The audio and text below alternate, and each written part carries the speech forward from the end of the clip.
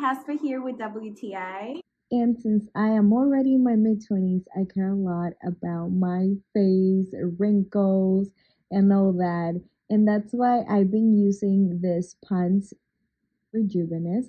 And it is an anti-wrinkle face cream and anti-aging face moisturizer. And I'm in love with this cream, you guys, because it has a great texture. And I love how it helps a lot with the appearance of fine lines. As you can see here, it absorbs so fast by my skin, and that means it helps hydrate it.